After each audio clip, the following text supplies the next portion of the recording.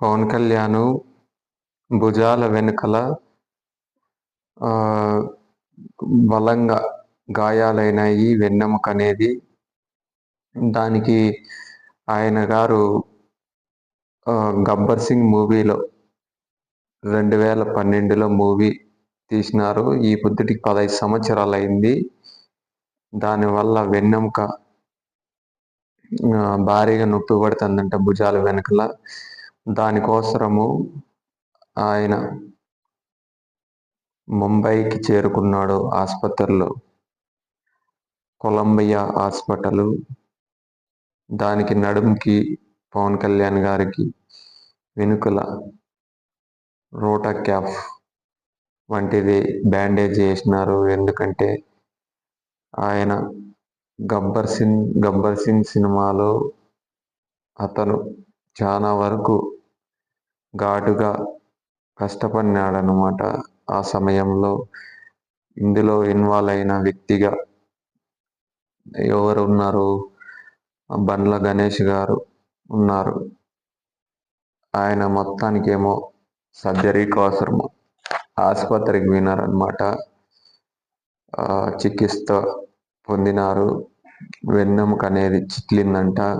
దాంతో చాలా ఇబ్బంది పడినాడు. ఆయన కష్టపడిన ఫలితానికి 'గబ్బర్ సింగ్' మూవీ అనేది బాగానే ఆడింది. కానీ ఆయనకు ప్రమాదం ఎలా జరిగిందంటే గుర్రం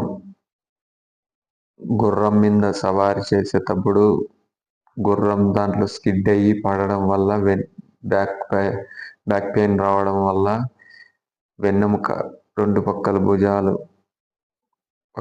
భారీగా పెయిన్ ఉందంట. దానివల్ల ఆయన ముంబైలోని కొలంబియా హాస్పిటల్కి చేరుకున్నాడు.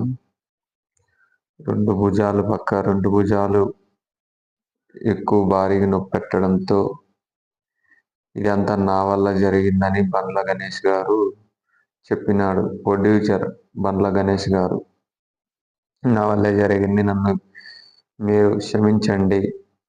మూవీలో 'గబ్బర్ సింగ్' మూవీలో నా వల్ల ఇబ్బంది అయింది అని ఆయనంతకు ఆయన ఒప్పుకున్నాడు.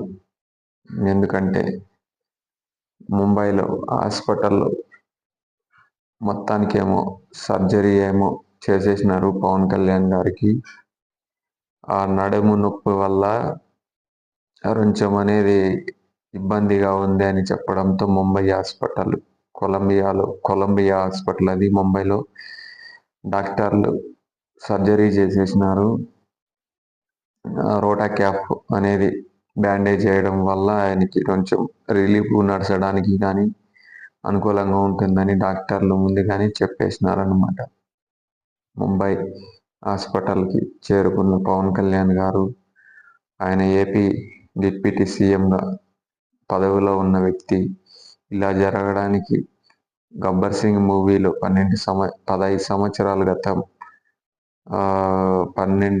2012లో మూవీ తీయడం వల్ల ఆ టైంలో జరిగిన గుర్రం మీద నుండి కింద పడిన పవన్ కళ్యాణ్ గారు ఇబ్బందుల పాలైనాడు.